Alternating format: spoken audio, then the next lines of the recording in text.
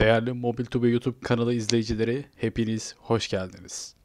Umarım sağlığınız, huzurunuz, mutluluğunuz ve her zaman cebiniz bol ve güzel kazançlı olur. Her şeyden en önemlisi tabii ki sağlık. Allah bize kötü günümüzde kötü bir huzursuzluk yaşatmasın. Evet, hepinize güzel dileklerimi dilemeden önce sizlerden küçük bir ricam var. Videoyu beğenerek kanalımıza abone olabilirsiniz. Tabii ki videoyu beğenirseniz. Şimdi sizlere bugün İstanbul borsasındaki tahminimce çok güzel ama muhteşem gelirleri, işte pozitif etkileri, işte endekse etkileri tarzında açıklayacağım. Ortalama 8-10 tane bir hisse senedi belirledim. Bunu tabii ki bir iki part halinde yapmayı düşünüyorum. Bu konuda videoları beğenmeyi ve kanala abone olmayı unutmayın dememin sebebi aslında bu. Bildirimleri açarsanız bildirimlerden size kesinlikle bir bildirim gidecektir ve part halinde olan videoları da izleme imkanına, hatta ücretsiz bir şekilde izleme imkanına da sahip olacaksınız. Ve videomuzun en başında en sevdiğim hisselerden birisine geçmeden önce BIST'i genel anlamıyla bir incelemek istiyorum. Sebebi ise değerli dostlarım, bu yıl ne olmuş, son 4 yılda 5 yılda ne olmuş gibi küçük yorumlamalar neticesinde genel anlatmak istediğimiz hisselere geçeceğiz.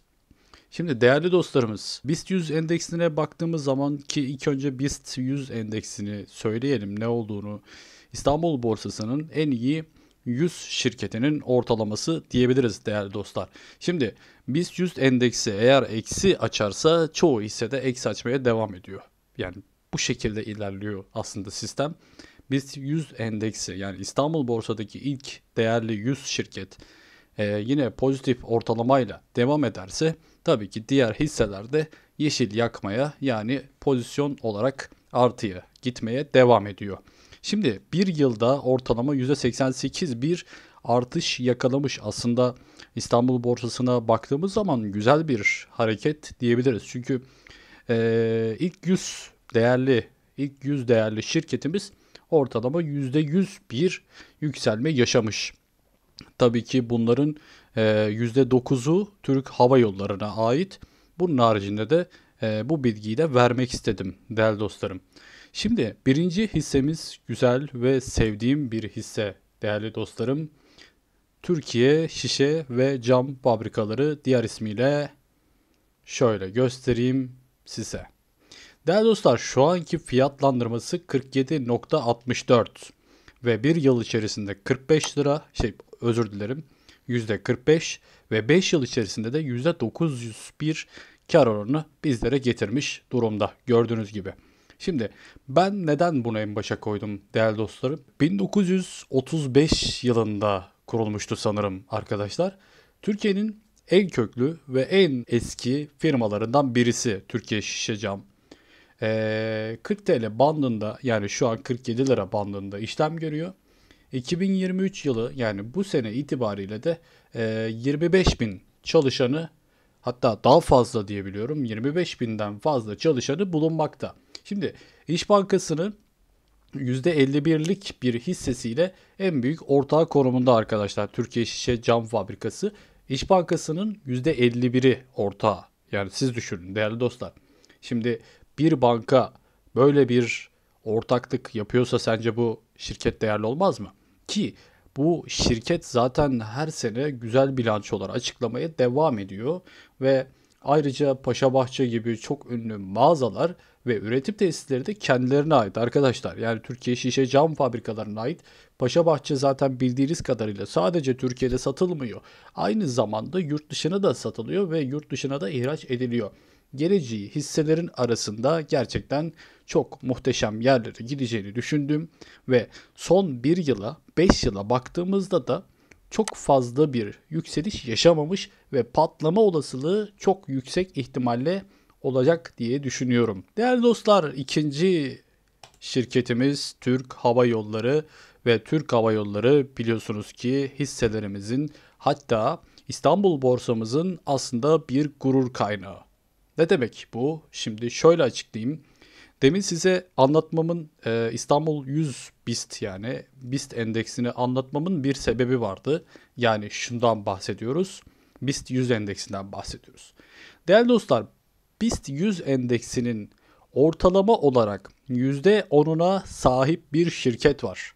Bu şirket Türk Hava Yolları şirketi değerli arkadaşlar.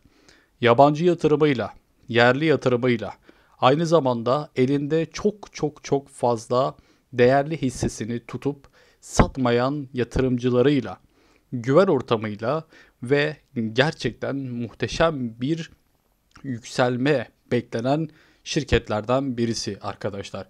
Türk Hava Yolları. Türkiye'nin dünya çapında bilinen en fazla konuşulan firmaları arasında yer alıyor. Biliyorsunuz Türk Hava Yolları'nı bilmeyen yoktur. Her ne kadar hepimiz Türk Hava Yolları'yla ya da uçakla uçmasak da bu şirketi biliyoruz büyük ihtimalle diye düşünüyorum. Hisse senedi anlık olarak şu an 223 lira bandında değerli arkadaşlar. Keşke alsaydım dediğiniz zaman dilimini biliyor musunuz? Tabii ki korona dönemi. Korona döneminde 8-9 liralara kadar indi ve gerçekten muhteşem bir alım fırsatıydı. Hayatının en güzel karı noktasını yaşayabilirdin o zaman. Ve Türk Hava Yolları bence çok güzel hisselerden ve geleceği de muhteşem hisselerden birisi arkadaşlar. Şimdi bunun yanında geçtiğimiz yıllarda hep yükselişte bildiğiniz kadarıyla ve hep yükselişte olduğu için gelecek vadeden hisseler arasında gerçekten muhteşem yerlere gideceğini düşünen uzmanlarımız var ve bunları okudum, araştırdım, haber kaynaklarına baktım. Gerçekten muhteşem şeyler söylüyorlar aslında. Gerek yabancı yatırımcı tarafında, gerekse Türkiye'deki kamu yatırımcısı tarafından muhteşem bir ortalamayla elinde tutulmaya ve patlamaya an meselesi dediğimiz şirketler. Peki üçüncü şirketimiz bir banka ve gerçekten güzel ilerleyen bir banka. Bunun yanında tabii ki Finansbank'tan bahsediyorum şu an ama Akbank da bu sene muhteşem bir aslında hisse senedi. Ama ben Finansbank'ı gözümün önüne almak istiyorum. Neden Finansbank? Değerli arkadaşlar 2 lira, 3 lira bandından 200 lira, 400 liralara kadar şöyle göstereyim. Hatta şöyle göstereyim. Değerli arkadaşlar 6 lira, 7 lira. 2019'da ya. Abi 2019 çok uzak bir şey değil yani. 3 yıl, 4 yılda. 6 lira, 7 lira bandından şu an 400 lira. Muhteşem değil mi sizce? Muhteşem. 2 lira, 3 lira, 4 lira, 5 lira, 6 lira bandından 400 lira bandına kadar yükselen bir hisse senedi.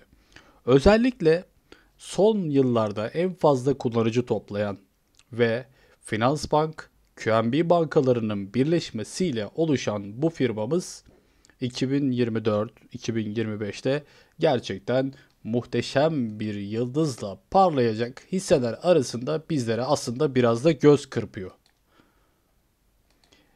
İlerleyen yıllarda ise yatırım yapılacak hisse senetleri seçerken dikkat edilmesi gereken hususlar konusunda bazı şirketler, şirketin ne iş yaptığı, ekipleri, arkasındaki topluluk, projeler, katma değerleri ve bunların yanında olmazsa olmaz dediğimiz teknik ve temel analiz parametrelerini bilmemiz çok önemli aslında bu konuda. Ülkenin para durumunu ortaya koyduğumuz zaman ve genel ekonomi şartlarına baktığımız zaman değerli dostlarım, geleceğe en parlak hisseler arasında tabii ki bunu da görebiliyoruz. Şimdi benim sevdiğim çok değerli bir hisse senedi ve şirket.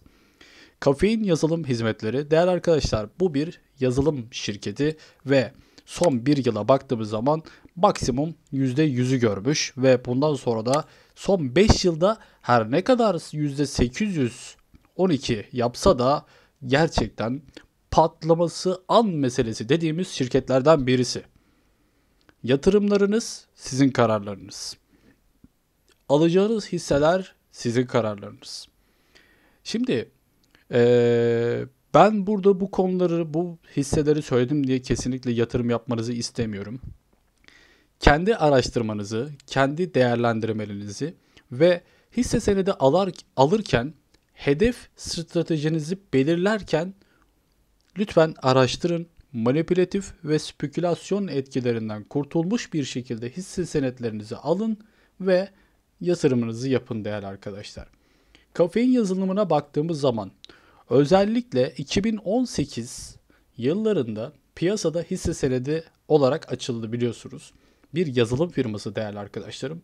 Gelecekte yazılım firmalarının gerçekten mükemmel sükse yani büyüyeceğini, patlayacağını düşündüğüm ve tek benim düşündüğüm taraf değil sadece tabii ki yabancı ve yerli ekonomi uzmanlarının da bu şekilde öngörüleri bulunmakta. Özellikle değerli arkadaşlar yazılım, enerji, banka, gıda ve tabii ki sağlık.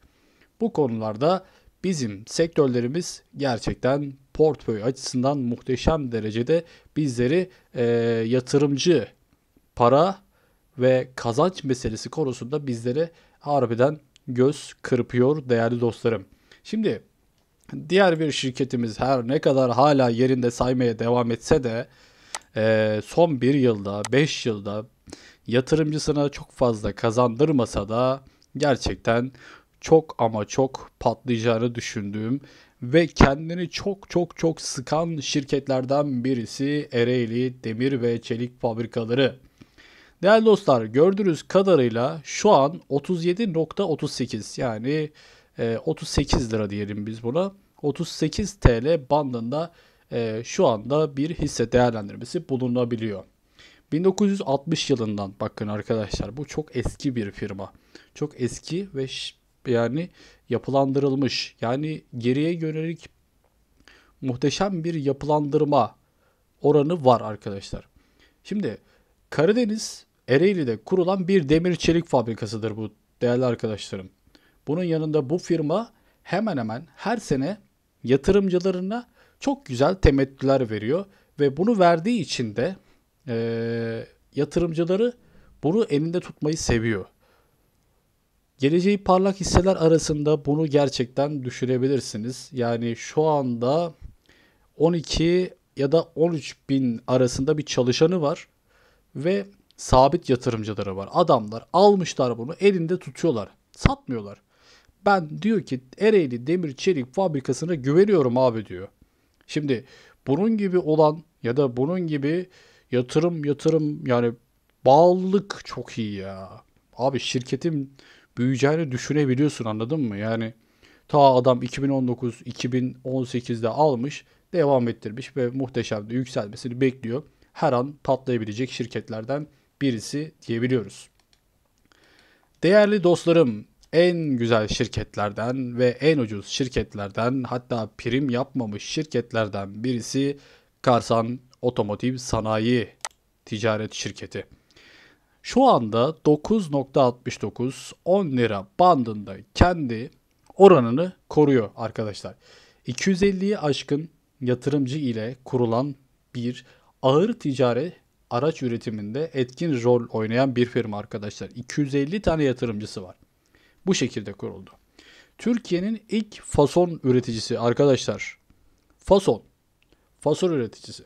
Ayrıca 1966 yılında kurulan bu firma 2023 borsasında en çok kazandırması düşünülen 2024'te patlaması muhtemel olan bir ve araç sektöründe, araba, otomotiv sektöründe hemen hemen herkesin gerçekten bildiği ve değerlendirmesi yüksek olan şirketlerden birisi.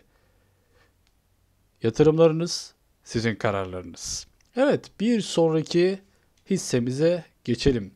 Petkim arkadaşlar. Değerli dostlarım, Petkim hakkında tabii ki hepimiz biraz yorum yapabiliriz ve bu konuda yaptığımız yorumlar herkesin kendi kararı olmakla birlikte Petkim de muhteşem şirketlerden birisi nacizane tavsiyem. Neden? Abi bir kere petrokimya var. Anladım. Yani petrol var, kimya var, sanayi var ve holding şirketi haline gelmiş durumda. Yatırımcısı da aynı Ereğli gibi kendi elinde şirketine güveniyor ve elinde tutuyor. Sadece bir ateş lazım bunu patlatmaya. Derler ya hani yükselmesi mi lazım? Bir yatırımcı lazım. Yabancı gelmesi lazım. Dolarlarla gelmesi lazım. O yatırımcılar bu şirketleri bulacak. Bugün değilse bile yarın bulacak diyoruz. Umarım bulacaklar ve değerli şirketleri yatırımcılar zamanla bulur ve zamanla toplar. Yavaş yavaş toplar ama bir gün bir bakarsınız ki bu şirket gerçekten patlamaya an meselesi dediğimiz şirketlerden birisi. Evet değerli arkadaşlar, ortalama 6, 7, 8 tane hisse senedi ve şirket hakkında gerek bilgilendirme, gerek yorumlar, gerek haber analizi tarafında ortaya bazı fikirlerimizi koyduk. Patlaması an meselesi dediğimiz şirketlerden bazıları ve Türkiye'deki İstanbul borsasındaki ve genel itibariyle baktığımız zaman bu şirketlerin fiyat olarak ucuz ve patlaması an meselesi olan şirketler olduğunu sizler de yorum kısmında gerekse yıl bazında baktığımız kısımda da bunları aslında siz de yorumlayabilirsiniz. Ama tabii ki ben burada biraz araştırarak, biraz şirketler hakkında bilgi toplayarak, şirketlerin analiz kısmında özel olarak ekonomistler ne demiş, bu konular hakkında bazı bilgiler toplayarak tek bir video içerisinde bir içerik oluşturdum. Umarım size yardımcı olmuştur. Umarım bu konu size yararlı olur ve yatırımlarınızda, ekonomi yorumlamalarınızda ve hisse senedi alım ya da satımlarınızda, uzun vadeli hisse senedi kararlarınızda umarım güzel sonuçlara varırsınız ve bol kazançlar elde edersiniz değerli arkadaşlar. Evet, bu videonun sonuna geldik. Senden küçük bir ricam var değerli dostum. Kanala abone olmayı ve videoyu beğenmeyi unutmayın. Çünkü şöyle söyleyeyim ben size. YouTube üzerinde bir sürü saçma kanal var. Bir sürü kanal var. Ekonomi, eğlence, bilmem ne. Abi yani bu kanal yararlı bir kanal. Bu kanal faydalı bir kanal. Bu kanal gerek ekonomi, gerek hisse senetleri, gerek borsa, dolar, haber akışı, globalde yaşanan sıkıntılar, İstanbul borsasındaki genel analizler, teknik analizler tarafında bu kanal gerçekten sana yararlı bir kanaldır. Kanala o yüzden abone olmanızı ve videoyu sonuna kadar izlemenizi her zaman tavsiye ediyoruz. Bildirimleri açarak da bir sonraki videolarımdan haberdar olarak kanaldan hem destek vermiş olursunuz kanalımıza hem de ne olmuş olur? Hem de değerli dostlarım videolardan yararlı bilgiler elde etmiş olursunuz. Evet, sağlıcakla kalın. Umarım sağlığınız, huzurunuz ve mutluluğunuz gibi paranız ve cebinizdeki paranız da muhteşem derecede artar. Kendinize çok iyi bakın.